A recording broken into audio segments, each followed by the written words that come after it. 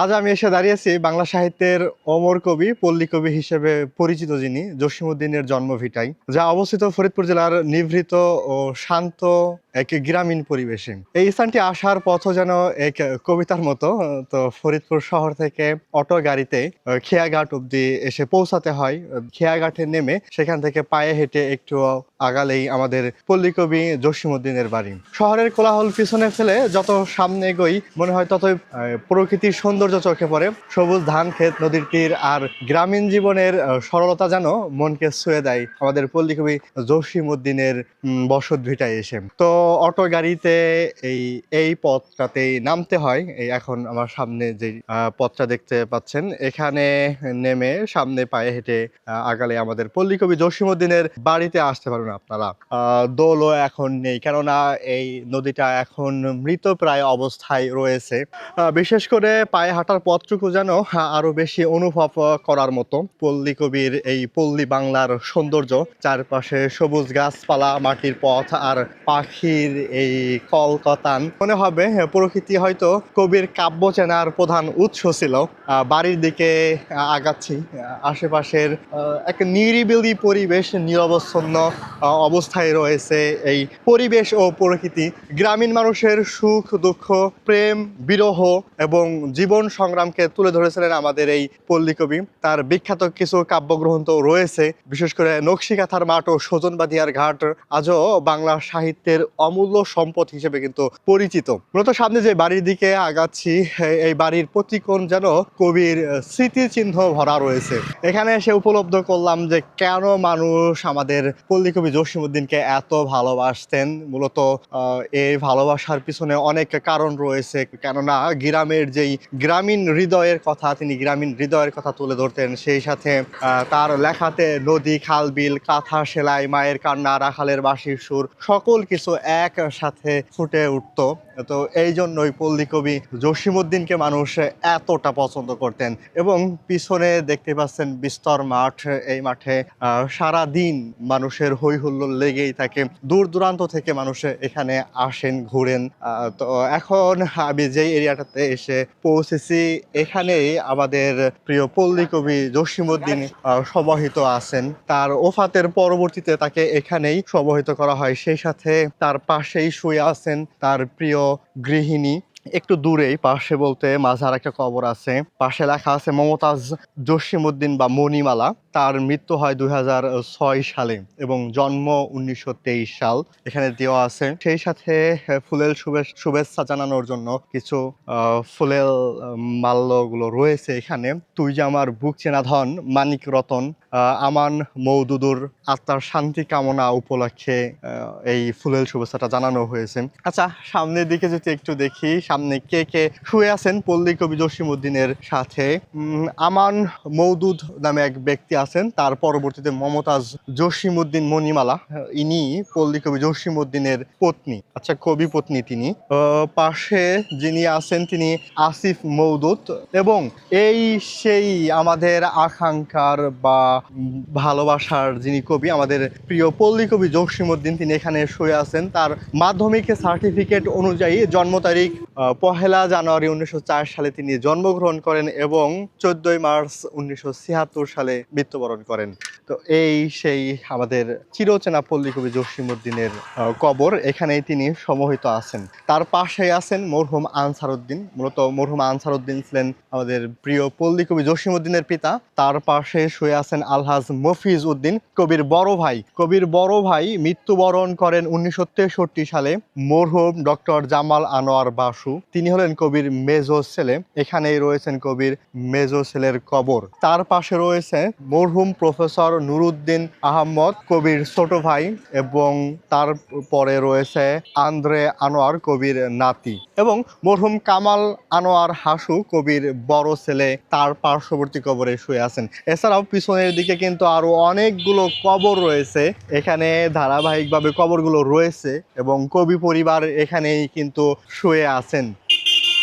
এবং পরবর্তীতে কবি পরিবার থেকে যারা মৃত্যুবরণ করেছেন তাদেরকে কিন্তু এখানেই সমাহিত করা হয়েছে। আমার পিছনে একটা গেট রয়েছে, কবি যেখানে সমাহিত আছেন তার পার্শ্ববর্তী যে গেটটা, এখান দিয়েই কবির যত স্মৃতিচিহ্ন পাবেন এর মধ্য দিয়ে ঢুকে এখানে মতো একটা গেট, এখান থেকে টিকিট কাটতে হয়। এখানকার টিকিট ফি, এখানে টিকিট ফি কত? এখানকার টিকিট ফি বড় ব্যক্তিদের জন্য 20 টাকা, এবং পাশে একটু দূরে কবির জন্য একটা জাদুঘর বানানো হয়েছে পরবর্তীতে। এই জাদুঘরেও প্রবেশের জন্য 20 টাকার টিকিট কাটতে হয় এখান থেকে।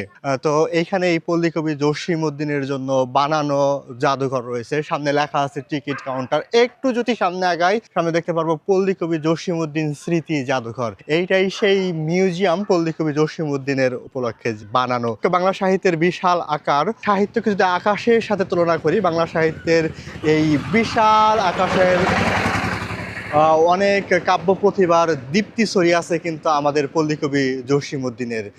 তিনি মূলত যিনি গ্রাম বাংলার মাটি, মানুষ, প্রকৃতি এবং সংস্কৃতিতে সাহিত্যের কেন্দ্রবিন্দুতে এনে পৌঁছেছেন। আচ্ছা, নতুন ধারার সূচনা করেছেন। বিশেষ করে পল্লী কবিতার ধারণার সূচকই কিন্তু আমাদের এই পল্লী কবি জসিম উদ্দিন। তিনি তাকে বলা হয় থাকে এই কারণে যে বাংলার পল্লী কবিতা, বাংলার মাটি মানুষকে তিনি এক সূত্রে গেঁথেছেন। মূলত ফুটে উঠেছে বাংলার চিরন্তন রূপ, কৃষকের জীবন সংগ্রাম, নদীমাতৃক দেশের আবেগ, প্রেম ও মানবিকতা। তিনি বাংলা সাহিত্যের গ্রামীণ জীবনের এক জীবন্ত দলিল রচনা করেছেন। সেই সাথে তার সাহিত্য শুধু কাব্য নয়, এটি বাংলাদেশের ইতিহাস, সমাজ এবং সংস্কৃতির প্রতিচ্ছবি বলা যায়। আমি এই পল্লী কবি জসিম উদ্দিন মিউজিয়ামের এখানে দাঁড়িয়ে জসিম উদ্দিনের সাধারণ মানুষের ভাষাকে কিভাবে সাহিত্যের ভাষায় রূপান্তর করেছেন সেই কথাগুলোই বলছি। তিনি প্রমাণ করেছেন সাহিত্য শুধু শহরে শিক্ষিত মানুষের সম্পদ নয়, বরং গ্রামের সাধারণ মানুষের জীবনেও অসংখ্য কবিতা লুকিয়ে আছে। সেই সাথে এই অসামান্য অবদানের জন্য তিনি কিন্তু বাংলা সাহিত্যের চিরস্মরণীয় ব্যক্তিত্ব হয়ে আছেন। আমাদের পল্লী কবি জসিম উদ্দিন কিন্তু তার এই পৈতৃক ভিটায় জন্মগ্রহণ করেন নাই। তিনি তার মামা বাড়িতে জন্মগ্রহণ করেছিলেন 1903 সালের 1 জানুয়ারি। বর্তমান ফরিদপুর জেলার তাম্বুলখানা গ্রামে তিনি জন্মগ্রহণ করেন। তার পিতার নাম আমরা কবর থেকে দেখে, আমাদের পল্লী কবি জসিম উদ্দিনের মাতা ছিলেন আমেনা খাতুন। তিনি একজন ধর্মপ্রাণ এবং স্নেহশীলা মহিলা ছিলেন। আবার পিছনে যেই এটা দেখতে পাচ্ছেন এটা একটা নাট্যমঞ্চ। যখন জসিম মেলা হয় তখন পল্লী কবি জসিম উদ্দিনের উপলক্ষে যেই নাটক অথবা অন্যান্য আয়োজন প্রোগ্রাম হয়, মূলত মূল আয়োজনের মঞ্চই হলো আমার এই পিছনের মঞ্চটা। আমার বাড়ি যায় ভ্রমর, বসতে দিব প্রেম, জলপান যে করতে দিব শালিধানের চিরে। এটা কিন্তু আমাদের প্রিয় কবি জসিম উদ্দিনের লেখা একটা কবিতা। এবং পিছনে যেই আমরা জায়গাটা দেখতেছি এইটাই সেই নাট্যমঞ্চ। এখানেই নাটিকাগুলো উপস্থাপন করা হয়ে থাকে। এখন যদিও এটা সাজসজ্জিত করা নয়, যখন নাটক হয়, যদিও মেলার সময় হয়ে আসছে প্রায়, এই মেলাকালীন সময়ে কিন্তু এই এরিয়াটা খুব সুন্দরভাবে সাজসজ্জিত করা হয়। আচ্ছা, পাশে কি আছে আমরা যদি একটু দেখি। আইসেলেরা আইমেরা ফুল তুলিতে যায়, ফুলের মালা গলায় দিয়ে মামার বাড়ি যায়। আমাদের পল্লী কবি জসিম উদ্দিনের অন্য একটি প্রিয় কবিতা, যা শিশুদের জন্য খুবই জনপ্রিয় একটা কবিতা, এই আইসেলেরা আইমেরা। আমরা ছোটবেলাতেও কিন্তু পাঠ্য বইয়ে পেয়েছি এই কবিতাখানা। একটা ফুড কর্নার আছে, নাম দেওয়া হয়েছে পল্লী ফুড কর্নার ভার্সন 2। গ্রামীণ পরিবেশে যেহেতু বড় হয়েছেন, চারদিকে সবুজ মাঠ, নদী, খাল, বিল, কাশফুল, গরু, ছাগল, রাখাল, কৃষকের শ্রম, এসব দৃশ্য দেখে তার মনে গভীর ছাপ ফেলে। মূলত সেই গভীর ছাপ ফেলা থেকেই তার মায়ের কাছ থেকে তিনি লোককথা এবং যেহেতু তৎকালীন সময়ে ছোটবেলার মানুষেরা লোকগান, লোককথাগুলো শুনে বড় হয়ে আসছেন, গান, ছড়া, পালা গান, এগুলো কিন্তু তখনকার নিত্যদিনের আমাদের জীবনচিত্রে লক্ষ্য করা যেত। গ্রামের বয়স্ক মানুষদের মুখে শোনা কাহিনী তার কল্পনা শক্তিকে আরো সমৃদ্ধ করে তোলে। পরবর্তীতে আমাদের প্রিয় কবি জসিম উদ্দিন এই পরিবেশকে নিয়েই তার জীবনের নতুন অধ্যায় সূচনা করেন। ফলে তার সাহিত্য বাস্তব অভিজ্ঞতার উপর প্রতিষ্ঠিত হতে পেরেছিলেন তিনি এই সাহিত্য থেকেই। যাই হোক, এই যে সেই নদী, যেই নদীটিতেই পল্লী কবি জসিম উদ্দিনের আর এক অপরূপ শিল্প সৌন্দর্যের প্রতীকী চিহ্ন বলা যায়। আর এই নদীর থেকেই কেন্দ্র করে কিন্তু কবির ওমর অনেক কাব্য গ্রন্থ রচিত হয়েছে এবং এই নদীর নামই কিন্তু পাওয়া যায়। আর এই সেই গ্রাম, যে গ্রামটা দেখতে পাচ্ছি মূলত আগেকার সেই গ্রামটা আর নেই। পল্লীকবি যেই গ্রামটাতে মূলত বড় হয়েছেন, এই পরিবেশ মূলত সত্যিকার অর্থে এটা একটা ঠান্ডা এবং একটু শান্ত শিষ্ট একটা পরিবেশ, কোনো শহরের কোলাহল নেই। এই পরিবেশই তাকে গ্রামীণ জীবন নিয়ে লিখতে অনুপ্রাণিত করেছেন, ফলে তার প্রত্যেকটা লেখনীতে কিন্তু বাস্তব অভিজ্ঞতা প্রতিষ্ঠিত হয়েছে এমন পরিবেশ নিয়ে। পল্লীকবি আসলে কেমন একটা পরিবেশে বড় হয়েছেন, একটা পরিবেশই না, সৌন্দর্যের পরিবেশ বললে হবে না, মানুষের জীবন বৈচিত্র্য, শ্রমের চাকা কিভাবে চলছে এখান দিয়ে সেই পরিবেশটাও কিন্তু তিনি পেয়েছেন। কৃষকের দেখা তিনি পেয়েছেন, জেলের দেখা তিনি পেয়েছেন, তাছাড়া অন্যান্য শ্রমজীবীদের দেখাও তার কিন্তু মিলেছে। আমাদের পল্লীকবি জসীমউদ্দীন কিন্তু সেই শৈশব থেকেই তিনি অত্যন্ত মেধাবী ব্যক্তিত্বের ছিলেন। তো পরবর্তীতে গ্রামের বিদ্যালয়ে পড়াশোনা করেছেন এবং পরে উচ্চশিক্ষার জন্য ফরিদপুরের শহরের দিকে তিনি গিয়েছেন এবং ঢাকা বিশ্ববিদ্যালয় থেকে কিন্তু পরবর্তীতে বাংলা সাহিত্যে স্নাতক এবং স্নাতকোত্তর ডিগ্রিও অর্জন করেছেন আমাদের প্রিয় পল্লীকবি জসীমউদ্দীন। ছাত্রজীবনে তিনি সাহিত্য চর্চা শুরু করেন এবং বিভিন্ন পত্রিকায় তার লেখা প্রকাশিত হতে থাকে। তিনি লোক সাহিত্য সংগ্রহে বিশেষ করে আগ্রহ দেখান এবং বিভিন্ন গ্রাম ঘুরে তিনি গান, গল্প, পালা সংগ্রহ করেন। আমরা এখন মূলত রয়েছি পল্লীকবি জসীমউদ্দীনের মেলা মাঠে। এই মাঠটাতে মেলা হয়ে থাকে। এই মাঠে যারা আসেন মূলত এই বিকালবেলা এবং পরবর্তী সময়টাতে ফুচকা, চটপটি এবং হালকা নাস্তাগুলো পাওয়া যায়, স্ন্যাক্সগুলো এখানে বেশ আকারে পাওয়া যায় বললেই চলে। অনেকগুলো ফুড কর্নার রয়েছে। এই যে একটা ফুড কর্নার, এখানে তারা ফুচকা বানাচ্ছে। এই ফুচকাগুলো কিন্তু বেশ আকারে চলে। অনেকেই ঘুরতে আসছেন, তারা পরিবার সহকারে আসছেন। টোটাল মেলা মাঠের এই মধ্যবর্তী জায়গাটাতে কিন্তু ফুড কর্নার এবং বাচ্চাদের পাশেই বাচ্চাদের খেলনা রয়েছে। মানুষ আসছেন, আড্ডা দিচ্ছেন, আনন্দ উপভোগ করছেন কিন্তু এই পল্লীকবি জসীমউদ্দীনের বাড়িতে এসে। আমরা পল্লীকবি জসীমউদ্দীনের শিক্ষা জীবন নিয়ে কিন্তু বেশ ভালোই জানি। তিনি শিক্ষা জীবন শেষে ঢাকা বিশ্ববিদ্যালয়ের শিক্ষকতা করেন, পাশাপাশি বাংলা সাহিত্য নিয়ে বেশ গবেষণা, পাশাপাশি তিনি বাংলা সাহিত্য নিয়ে গবেষণা করেন। তার গবেষণার ফলে বাংলা সাহিত্যের লোকজ ধারার গুরুত্ব ধীরে ধীরে বৃদ্ধি পেতে থাকে। মূলত আমাদের পল্লীকবির সাহিত্য জীবনের সূচনা হয় ছাত্র জীবন থেকেই। তিনি ছাত্র জীবনে কবর নামে একটা কবিতা লিখেছিলেন। এই কবর কবিতা শুনেন নাই বা জানার নেই এমন খুব কম ব্যক্তি পাওয়া যাবে। তার সেই কবর কবিতার মধ্য দিয়ে আমাদের পল্লীকবি জসীমউদ্দীনের উত্থান ঘটে পল্লীকবি হিসেবে। তিনি প্রথমে যতদূর যায় গল্প শোনা যায়, তিনি একটা এক্সাম হলে গিয়েছিলেন। সেই এক্সাম হলে অনেকটা সময় তিনি লেট করে ফেলেছিলেন, সেজন্য টোটাল এক্সাম হলের সময়টাই, পরীক্ষার সময়টাই কবিতা লিখে পার করেন। সেখান থেকেই তার এই সাহিত্য জীবনের নতুন অধ্যায় শুরু হয়। তার প্রথম দিকের কবিতাগুলোই গ্রামীণ জীবনের চিত্র স্পষ্ট ছিল। তিনি রবীন্দ্রনাথের প্রভাব থেকে আলাদা হয়ে নিজস্ব ধারা তৈরি করেছিলেন। এটা তার কিন্তু এক নিজস্ব বৈশিষ্ট্যের পরিচয় এখান থেকেই ফুটে ওঠে। তার সাহিত্য জীবন ছিল দীর্ঘ ও সফল। তিনি কবিতা, কাব্যগল্প, স্মৃতি কথা এবং লোক সাহিত্য সব ক্ষেত্রেই অবদান রেখেছিলেন এবং সাহিত্য ধারা ও তার বৈশিষ্ট্য যদি বলতে যায়, আমাদের পল্লীকবি জসীমউদ্দীন সাহিত্য ধারা বাংলা সাহিত্যের সম্পূর্ণ স্বতন্ত্র। এই স্বতন্ত্রের জন্যই কিন্তু তার পরিচয় অধিক ব্যাপৃত হয়েছে। তার সাহিত্যের বিশেষ বিশেষ বৈশিষ্ট্য রয়েছে। বিশেষ করে গ্রামীণ জীবন চরিত্রের ক্ষেত্রে যদি বলি, তিনি গ্রামীণ মানুষের সুখ দুঃখ, প্রেম বিরহ, আশা হতাশা এবং সংগ্রামকে অত্যন্ত বাস্তবের সাথে তুলে ধরেছেন এবং তার রচনায় গ্রামের প্রতিটি চরিত্র জীবন্ত হয়ে উঠেছে। আমাদের পল্লীকবির সাহিত্যের ভাষার মধ্যে তিনি জটিল ভাষা ব্যবহার করেননি, বরং গ্রামের সাধারণ মানুষের কথ্য ভাষা কিছু ক্ষেত্রে ব্যবহার করেছেন। ফলে তার সাহিত্য সব শ্রেণীর মানুষের কাছে সহজবদ্ধ হিসেবে পরিচিতি লাভ করেছে। লোক সংস্কৃতির কথা যদি বলি, তার কবিতায় লোকগান, পালাগান, বাউল, ভাটিয়ালি প্রভৃতির ছাপও রয়েছে ব্যাপক আকারে এবং মানবিকতার দিক শিক্ষার কথা যদি বলি, মানুষের প্রতি গভীর ভালোবাসা তার সাহিত্যের কে অনন্য করেছে। আমাদের পল্লী কবি তিনি একজন প্রকৃতি প্রেমী ছিলেন, কেননা তার কবিতায় নদী, মাঠ, বন, ফুল, পাখি, বিশেষ করে এই বাংলার মাটি ফুটে উঠেছে, মাটির ঘ্রাণ ফুটে উঠেছে। আর মাটি ছিল তার কবিতার অন্যতম উপাদান, কেননা মাটি থেকেই আমাদের এই সৌন্দর্য আরো অধিক বৃদ্ধি পেয়েছে। তার কবিতার মধ্যে হিন্দু মুসলিম ঐক্যের কথা বলেছেন, কেননা পার্শ্ববর্তী অঞ্চল দিয়ে অনেক হিন্দু বাড়ি রয়েছে। তার কবিতার মাঝে খুব সুন্দর সাম্প্রদায়িক সম্প্রীতি ফুটে উঠেছে বললেই চলা যায়। এই সেই ব্রিজ, যেই ব্রিজের কথা বললে আপনারা পল্লী কবি জসীমউদ্দীনের বাড়িতে আসতে পারবেন, এটাই সেই খেয়া ঘাট। এই ব্রিজটা কিন্তু তৎকালীন সময়ে ছিল না, তখন নৌকা পারাপার হতো, নৌকা পারাপারের মাধ্যমে কিন্তু মানুষকে এপার থেকে ওপারে নেওয়া হতো। কবির শ্রেষ্ঠ কাব্যগ্রন্থ নকশিকাঁথার মাঠ সম্পর্কে আমরা কে না জানি। নকশিকাঁথার মাঠে মূলত রূপা এবং সাজুর প্রেম, বিচ্ছেদ ও বেদনার কথা তুলে ধরা হয়েছে।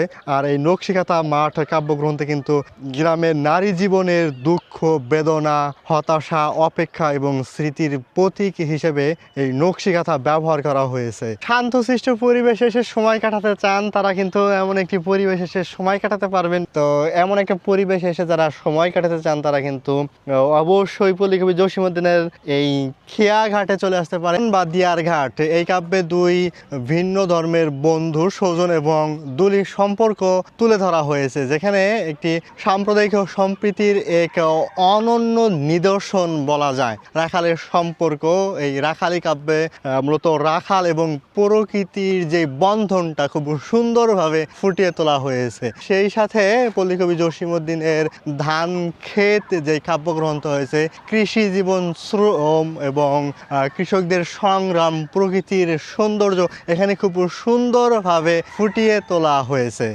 আর পল্লী জননী কবিতায় মূলত গ্রামীণ মায়ের ত্যাগ, মমতা এবং জীবন সংগ্রামের চিত্র খুব সুন্দরভাবে ফুটিয়ে তোলা হয়েছে। সেই সাথে সমাজ এবং সংস্কৃতিতে যে প্রভাবটা রয়েছে পল্লী কবি জসীমউদ্দীনের, পল্লী কবি জসীমউদ্দীন গ্রামীণ সমাজকে সাহিত্যের মধ্যে খুব সুন্দরভাবে উপস্থাপন করেছেন। তিনি মূলত জাতীয় সংস্কৃতিকে সমৃদ্ধ করেছেন, তিনি বাংলার লোকজ ঐতিহ্য সংরক্ষণ করেছেন। তার সাহিত্য আমাদের শিকড়ের সঙ্গে যুক্ত রাখে, অতীত বাংলার কৃষি জীবন এবং দুঃখ বেদনা এবং গ্রামীণ জীবনের প্রকৃতির সাথে। আমাদের পল্লী কবি জসীমউদ্দীনের রচনাগুলো বিশ্বের বিভিন্ন ভাষায় অনুদিত হয়েছে, ফলে বাংলা সাহিত্য বিশ্ব পরিচিতি লাভ করেছে।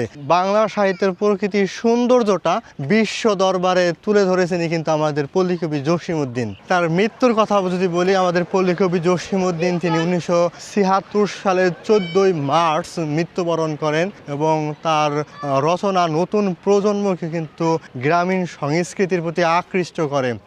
কিন্তু তার সাহিত্য আজও জীবন্ত বলে আমি মনে করি। পল্লী কবি জসীমউদ্দীন বাংলা সাহিত্যের এক উজ্জ্বল নক্ষত্র। তিনি গ্রাম বাংলার মাটি, মানুষ, সংস্কৃতিকে শুধু বাংলার শহর জীবনের মানুষের কাছেই নয়, বিশ্ব দরবারে উপস্থাপন করেছেন। তার সাহিত্যে মানবিকতা, প্রেম এবং সম্প্রীতির চিরন্তন বার্তা বহন করে। সেই সাথে আমাদের পল্লী কবি জসীমউদ্দীন যুগে যুগে যে নতুন ধারার সৃষ্টি করেছেন, বিশেষ করে সাহিত্যের মানবিকতা, সম্প্রীতির চিরন্তন বন্ধন।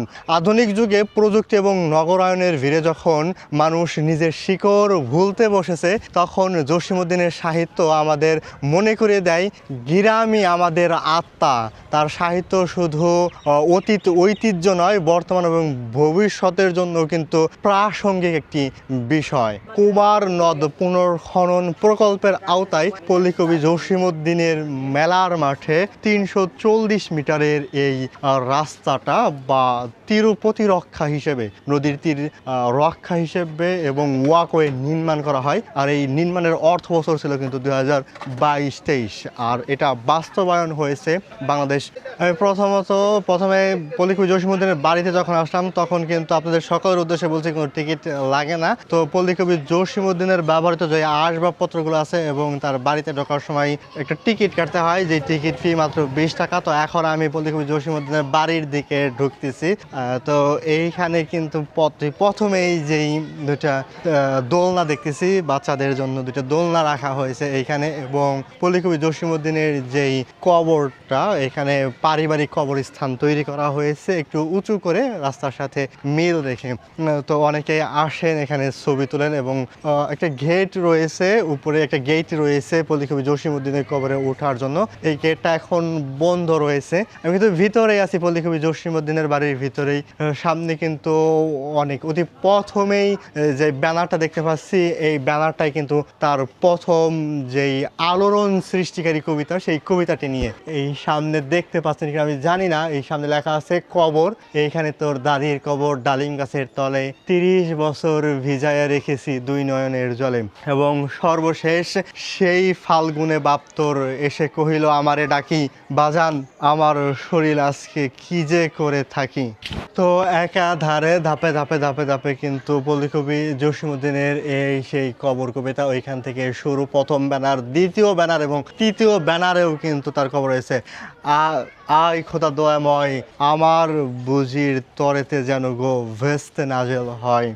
তো এই সেই পল্লী কবি জসীমউদ্দিনের কবিতা, তার বাল্যকালের যে ছবি, প্রথম দিকের যে ছবিগুলো সংগ্রহ করা গেছে, সেই ছবিগুলো সহকারে এখানে কিন্তু তার পল্লী কবি জসীমউদ্দিনের অনেক অনেক ছবি রয়েছে এই কবিতার ব্যানারের সাথে। সেই সাথে ধামরাই রথ আর একটা রয়েছে। এবং পল্লী কবির নামে পদ্মা সেতু করার প্রকল্প ছিল।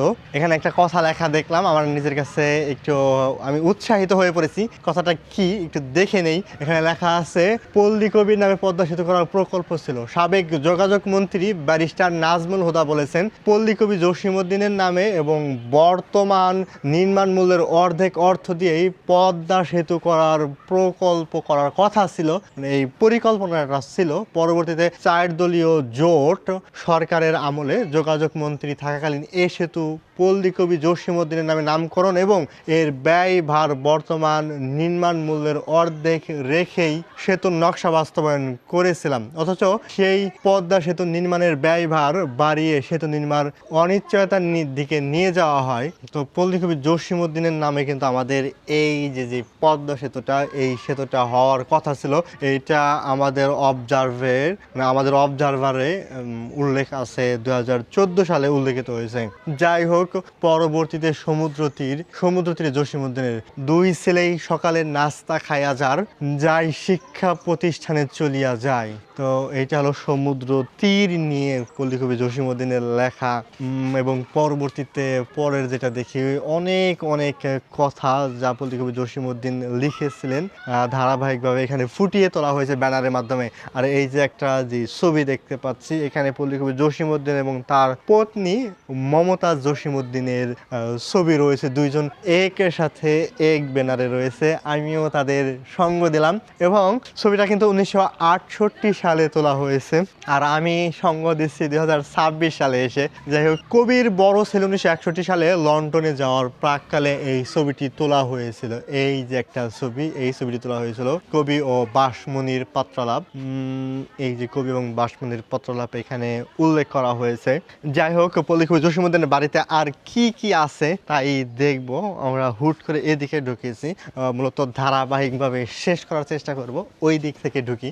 এই পথটাতে যখন ঢুকলাম পল্লী কবি জসীমউদ্দিনের সবার সুখে হাসবো আমি কাঁদবো সবার দুঃখে, যেই কবিতাটা রয়েছে বা ছড়াটা রয়েছে, ওইটা কিন্তু পল্লী কবি জসীমউদ্দিনের বাড়ির প্রথমেই রেখে দেওয়া হয়েছে। অনেকগুলো ফুল গাছ বা সৌন্দর্য বর্ধনের জন্য এই গাছগুলো রাখা হয়েছে এখানে। এবং সামনের দিকে আগাই, জসীমউদ্দিনের কবিতার ভাব, ভাষা এবং রস সম্পূর্ণ নতুন ধরনের প্রকৃত কবির হৃদয় এই লোকের আছে। আচ্ছা, যাই হোক, এটা রবীন্দ্রনাথ ঠাকুর ঠাকুর লিখেছিলেন যেই কথাটা, এবং শেষ কথা লিখেছিলেন অতি সহজে যাদের লেখবার শক্তি নেই এমনও তোর খাঁটি জিনিস তারা লিখতে পারে না। মানে পল্লী কবি জসিমউদ্দিন সম্পর্কে কবি রবীন্দ্রনাথ ঠাকুর যা লিখেছিলেন তা উল্লেখ করা হয়েছে। একটা চিঠি এখানে প্রফেসর নুরুদ্দিনের স্মৃতি জাদুঘর হিসেবে একটা চিঠি এখানে উৎসর্গকৃত একটা চিঠি এখানে রাখা হয়েছে। এবং আমার মন দুর্বল পক্ষে আর একটা কথা এখানে রাখা হয়েছে, যেখানে কবিগান হইতো সেখানে আমার মন দুর্বল পক্ষের প্রতি আকৃষ্ট হইতো। আচ্ছা, মধুমালা বাসভবন এখন যদিও এটা বন্ধ আছে, আমরা ভিতরে ঢুকেছি, মানে এ দরজা ও দরজা সব দরজায় বন্ধ রয়েছে। কিছু কিছু লোকগাথা এখানে রয়েছে আর কি। পরবর্তীতে এখন যেখানে আছি এইখানে বসে কবি রচনা করেন ওমর কাব্যগ্রন্থ কবর, রাখালি, নকশিকাঁথার মাঠ এবং সজন বাদিয়ার ঘাট।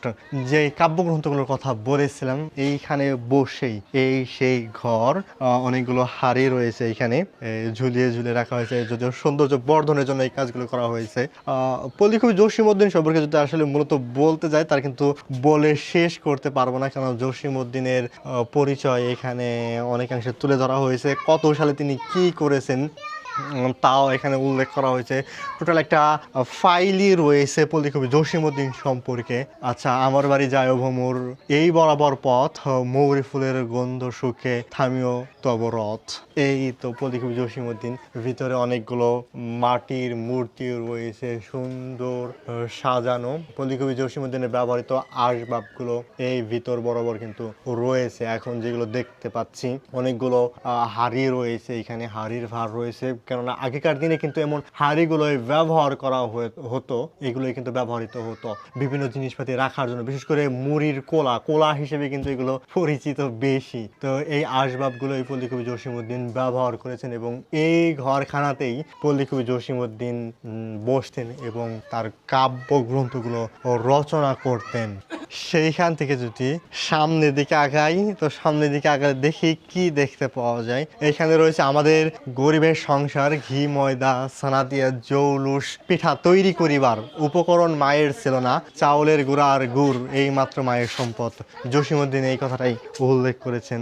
এই যে সেই জসিমউদ্দিনের গরিবের সংসার, কবির মায়ের ছবি কিন্তু এই যে পল্লী কবি জসিমউদ্দিনের মায়ের ছবি আমার সামনেই রয়েছে, এবং পাশে একটা ছবি ছিল পল্লী কবি জসিমউদ্দিনের যা ছিঁড়ে ফেলা হয়েছে, খুবই দুঃখজনক একটা বিষয়। যাই হোক, এইটা কিন্তু ঢেকি ঘর। তৎকালীন সময়ে মানুষ, গ্রাম বাংলার যারা যে মানুষগুলো ছিলেন তারা কিন্তু তাদের একটা দুইটা ঘর মূলত থাকতো, একটা ঢেকি ঘর আর একটা হলো রান্নাঘর। তো এই সেই ঢেকি ঘর যা এখনো সেই অতীত সময়ের জীবন্ত প্রতীক হয়ে রয়েছে। ওকে, পরবর্তীতে এই যে আর একটা ঘর রয়েছে, এই রুমটাতে পল্লী কবি জসিমউদ্দিনের এবং তার সন্তানদের ব্যবহৃত আসবাবপত্র এবং যেই ছবিগুলো তার সন্তানদের সাথে তিনি রেখেছেন, যে স্মৃতিচিহ্নগুলো রয়েছে প্রত্যেকটি ফটো ফ্রেমে কিন্তু তা বাধাই করা আছে, প্রতিটি ফটো ফ্রেমে তা বাধাই করা আছে এখানে।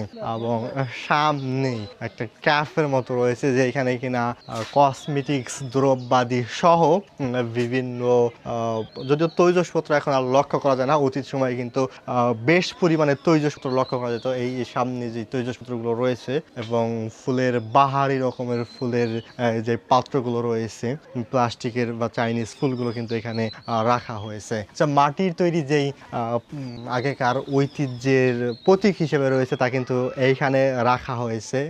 এই সামনে সুভূষিত সুন্দর সুসজ্জিত করে রাখা হয়েছে এইখানে।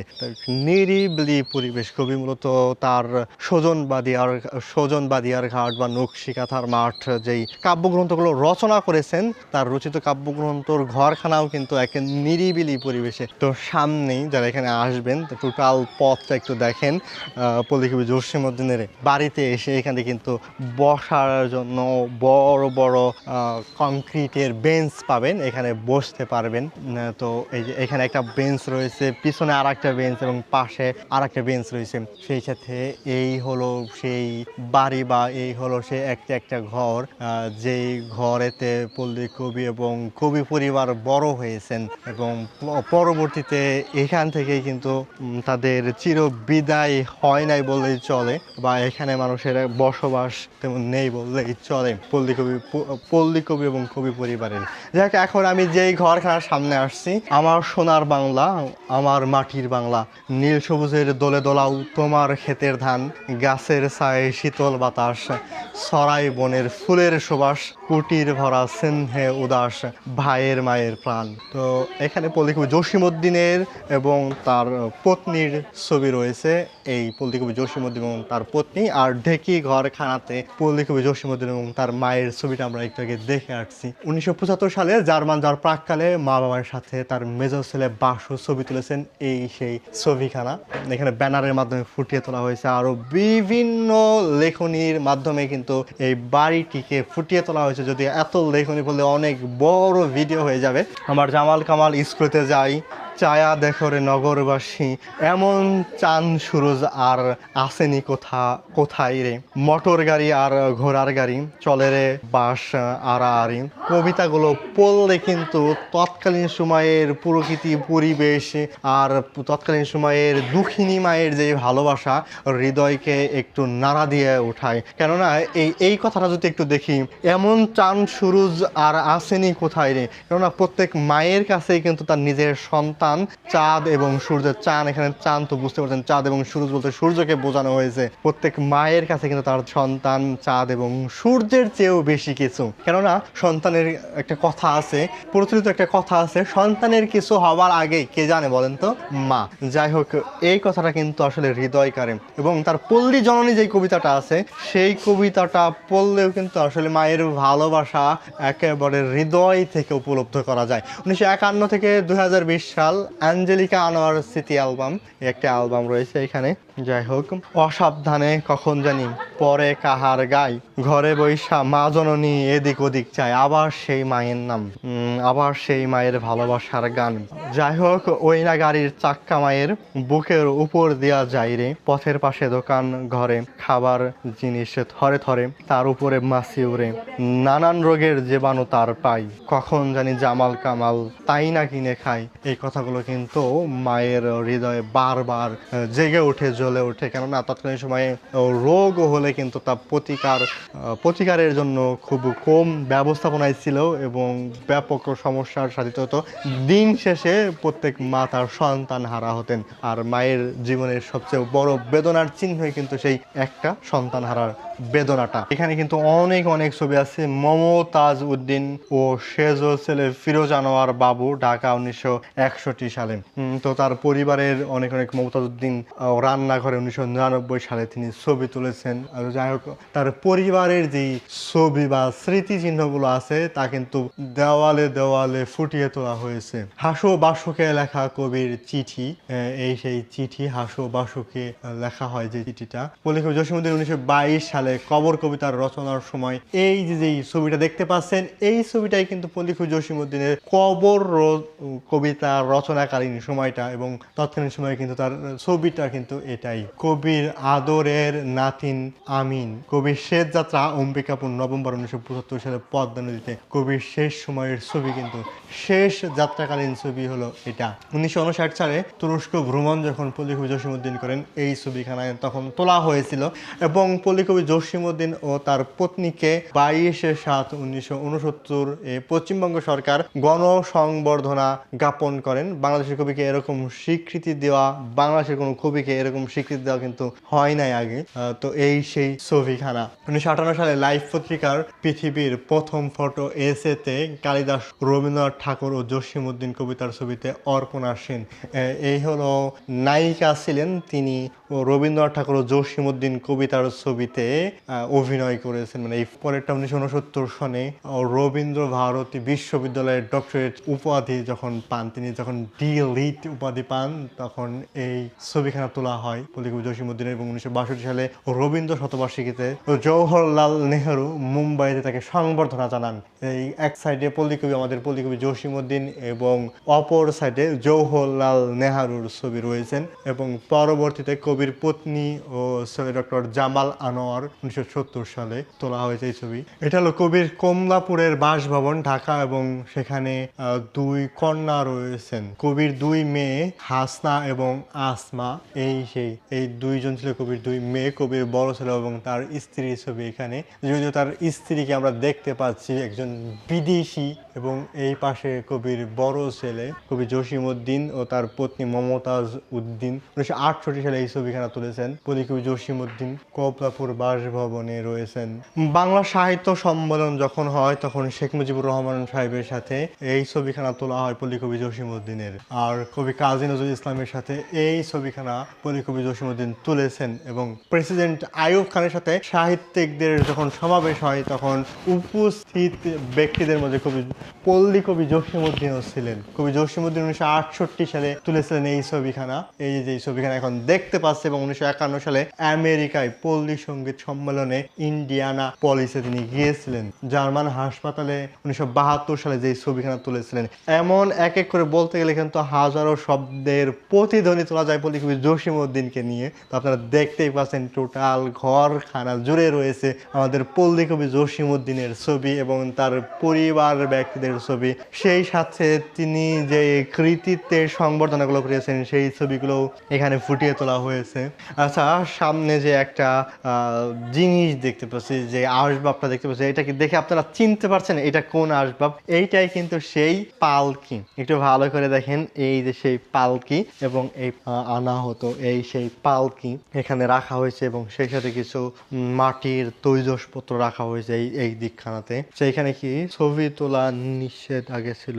যাই হোক, এই যে সরঞ্জাম সামগ্রী তৎকালীন সময়, এই যে একটা রেডিও, বড় একটা রেডিও, এই যে একটা টেলিফোন আমরা দেখতে পাচ্ছি, এই সরঞ্জাম এবং সামগ্রীগুলো কিন্তু পল্লীকবি জসীমউদ্দিন ব্যবহার করতেন। সেই সাথে তৎকালীন সময়ের ক্যামেরা, দেখেন ওই যে একটা ক্যামেরা রয়েছে, আর কিছু এখানে ব্যবহৃত কোনো জিনিস রয়েছে। আর পাশেই রয়েছে খেলনা, যে খেলনাগুলো ব্যবহার করতেন। আর আমরা এই এমন কলসগুলো কিন্তু গ্রাম বাংলায় আগে লক্ষ্য করা যেত, বিশেষ করে 2010 সালের দিকেও কিন্তু 2000 থেকে 2010 সালের দিকে গ্রাম বাংলার এমন পাত্রগুলো লক্ষ্য করা যেত। এটা পানির একটা পাত্র, এটা জগ, এমন একটা জগ কিন্তু গ্রাম বাংলায় লক্ষ্য করা যেত। যাই হোক, এই যে একটা ছাপাখানা, এইটার মাধ্যমে কিন্তু ছাপানো হতো, মানে লেখা হতো। তো আগেকার দিনে ছাপাখানায় কিন্তু এইটা ব্যবহার করা হতো, এই হাতে চাপার মধ্য দিয়ে কিন্তু এটার মাধ্যমে লেখা হতো। আর একটা কলের গান, আপনার নাম শুনেছেন যে কলের গান, এইটাই কিন্তু সেই কলের গানের মেশিন। এইটার মধ্যে দিয়ে ফিতি দিয়ে কিন্তু চালানো হতো, এটাকে বলা হয় সেই কলের গান। সাথে কিছু বই রয়েছে যা কবি পরিবার ব্যবহার করত, এবং কিছু পাত্র রয়েছে যা কবি পরিবার ব্যবহার করতেন। তো দেখেন, ধান ক্ষেত একটা লেখনী বই, এবং এই বইটা সহ আরো অন্যান্য অনেক বই রয়েছে ভিতরে কয়েকটা। এই যে একটা কেস সহ 1 টাক 2 3 4 5 এবং তাকে তাকে কিন্তু এখানে দিয়ে বই রয়েছে। অতীত যুগের যেই নকশা বা কারুকাজ করা ছিল, এই সেই কারুশিল্পের এক অনন্য নিদর্শন রয়েছে এই কবি পরিবারে। দেখেন, আর তৎকালীন সময় একটা পাত্র, সম্ভব এটা কাঁসার পাত্র হবে। তো দেখতেই পাচ্ছেন আপনারা কত কত জিনিস রয়েছে দেখার মতো এই পল্লীকবি জসীমউদ্দিনের বাড়িতে। পিছনে যে ঘরখানা দেখতে পাচ্ছেন, ওইখানে একটা সংগ্রহশালা ছিল। তো ওই সংগ্রহশালাতে কিন্তু এতক্ষণ ছিলাম আমি। তো সেই সাথে আর একটা সংগ্রহশালায় আসছি এখন। কত সুন্দর একটা পরিবেশের মধ্যে আসছে, যা দেখেই বুঝতে পারতেছেন আপনারা। তো কি আর বলবো, আর একটা ঘরের মধ্যে প্রবেশ করেছি, আর একটা সংগ্রহশালায় প্রবেশ করেছি আমি, যেখানে এখন তো মানুষের ভিড় নেই। যখন মেলাকালীন সময় থাকে তখন কিন্তু মানুষের ভিড় লেগেই থাকে। এবং এই সংগ্রহশালা জুড়ে কিন্তু অনেক অনেক ছবি এবং লেখনী রয়েছে, সেই সাথে ব্যবহৃত অনেক জিনিসপত্র রয়েছে পল্লীকবি জসীমউদ্দিন পরিবার যা ব্যবহার করতো। আর একটা ছাপাখানা দেখলাম এবং কিছু বই দেখলাম। দেখেন, এক এক করে কত কত জিনিস রয়েছে, মাটির তৈজসপত্র রয়েছে এইখানেতে। আবার এইখানে দেখেন, যখন মানুষ কলের গান শুনতো, এই সেই কলের গানের জন্য একটা সেট রয়েছে এখানে। এটা 1942 সনের কিন্তু এই ছবিটা, এই কলের গানের সেটটা, আর অনেক অনেক ছবি রয়েছে 1951 সাল থেকে 20 সাল অব্দি যে ছবিগুলো তোলা হয়েছে। সেই সাথে এই দিকে কিছু ছবি রয়েছে, অনেক অনেক সংগ্রহশালার। জার্মান থেকে বিদায় যখন কবি নেন তখন কিছু লেখনী রয়েছে। এই যে তৎকালীন সময়ে কিন্তু জার্মান দুই ভাগে বিভক্ত ছিল, একটা ইস্ট বার্লিন আর একটা ওয়েস্ট বার্লিন। তো বিভক্ত জার্মানি কিন্তু পল্লী কবি জসিমউদ্দিন গিয়েছিলেন, সেই তথ্যটাও রয়েছে। জার্মানির বাজার ঘাট কেমন ছিল সেইগুলো তুলে ধরেছেন, এবং এই ছবি বা এই সংগ্রহশালা রয়েছে এখানে। মুজিবের মাঝে আমি একটি অতি মানুষের পরিচয় পাই, পল্লী কবি জসিমউদ্দিন শেখ মুজিবুর রহমান সাহেবকে নিয়ে লিখেছেন এই কথাগুলো। লেখক সংঘের অধিবেশন যখন ছিল, তিনি পল্লী কবি জসিমউদ্দিন গিয়েছিলেন সেখানে, এবং ডালেম মিউজিয়াম, সেখানকার সংগ্রহশালার যা যা উপাদান আছে সেই ছবিগুলো এখানে রয়েছে। সেই সাথে বার্লিন শহরে পল্লী কবি জসিমউদ্দিন যখন যান সেই ছবিগুলোও কিন্তু এখানে রয়েছে। সর্বশেষ যে জায়গাগুলো চোখে পড়ার মতো তা এখন শেষ করব। আচ্ছা, যাই হোক, সর্বশেষ জায়গাটা হলো পল্লী কবি জসিমউদ্দিনের কবরের পাশেই কিন্তু রয়েছে একটা নামাজের ঘর, এবং সেখানে নির্দেশিত আছে এই দিকে পশ্চিম। আর সেই নামাজের ঘর থেকে পশ্চিম বরাবর কবির পিতা আনসারউদ্দিন স্মৃতি জাদুঘর রয়েছে এখানে। এই যে এখন যেটা দেখতে পাচ্ছি এইটা সেই আনসারউদ্দিন স্মৃতি জাদুঘর, কবির পিতার জন্য উৎসর্গকৃত বা কবির পিতা সম্পর্কিত তথ্যাদি রয়েছে এইখানে। দেখেন দেওয়াল ভরা রয়েছে। তো বংশ পরিচয় যদি বলা যায়, তো কবির বংশ পরিচয়ের দিক থেকে কবির দাদা হলো সমীর উদ্দিন আহমেদ বা সমীর উদ্দিন, তার জন্ম 1835 সাল থেকে 1910 সাল, এবং কবির পিতা আনসার উদ্দিন 1860 সাল থেকে 1943 সাল, এবং কবির মাতা আমেনা খাতুন, যাকে বলা হয়তো রাঙা সুটু, 1878 সাল থেকে 1953 সাল, এবং কবির ভাতা ভাগ্নির সহ অন্যান্য কবির পত্নী, কবির ছেলে মেয়ে সকলের তথ্য কিন্তু এই এক চার্টারে উল্লেখ করা হয়েছে। অনেকে এই ছবিখানাকে নষ্ট করে ফেলছেন তাদের ভালোবাসার নামগুলো লিখে। এই ছবিখানা কিন্তু এই ছবিখানা কিন্তু নষ্ট হয়ে গেছে একেভাবে বলা যায় আর কি। অনেক অনেক ছবি রয়েছে, অনেক অনেক তৈজসপত্র রয়েছে। কবি পিতার সেই জাদুঘরটা রয়েছে, এই জাদুঘরে দেখেন কত কত ছবি এবং কত কত জিনিস রয়েছে। একটা বালিশ, তৎকালীন সময়ের যে বালিশটা, সেই বালিশ রয়েছে। আচ্ছা, এই ডিস্কগুলো, এই ডিস্কের মাধ্যমে মূলত তৎকালীন সময়ে কলের গান শোনা হতো, সেই কলের গানের ডিস্কগুলো কিন্তু রয়েছে এই ঘরে। কবির ছবি রয়েছে।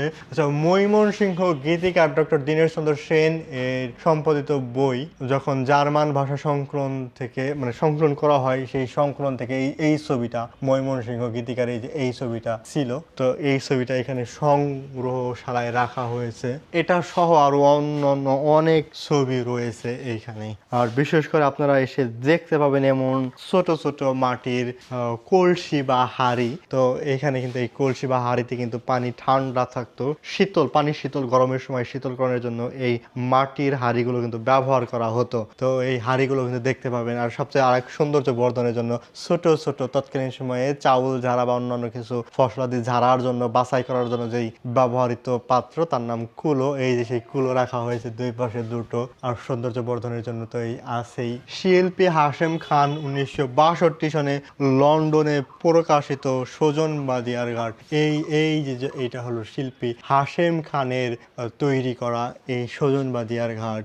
ভালোবাসা, দুঃখ, বিরহ, বেদনা, সেটা মানুষের প্রীতি, সেই বিষয়টা তুলে ধরেছেন। সেই সাথে প্রকৃতির যে বেদনাটা, মায়ের বেদনাটা, সেই ছবিগুলোও কিন্তু তুলে ধরেছেন পল্লী কবি জসিমউদ্দিনের লেখনের মধ্য দিয়ে। আর প্রকৃতির সৌন্দর্যের কথা তো বলতে গেলে সেটা বলা চলেই, তার লেখনীতে কতটা ফুটে উঠেছে। একে রঙিন, তার লেখনী পড়লে কিন্তু রঙিন জগতে ঢুকে যাওয়া যায়। এই নিদর্শনগুলো রয়েছে সেগুলোও কিন্তু তার লেখনীর মধ্যে পাওয়া যায়। তো এগুলো সহ টোটাল একটা শান্ত সৃষ্ট নিরিবিলি পরিবেশ পাওয়া যায় কবি আর বাড়িতে এসে সামনে। আচ্ছা, ডালিম গাছখানা যারা দেখতে যাচ্ছেন, মাঝখানেতে কিন্তু সেই ডালিম গাছ, এই যে সেই ডালিম গাছ, যে ডালিম গাছ বহুল আলোচিত এবং মানুষের কাছে বহুল পরিচিত যেই গাছটা, এটাই কিন্তু সেই ডালিম গাছ। এই সামনে যেটা দেখতে পাচ্ছেন।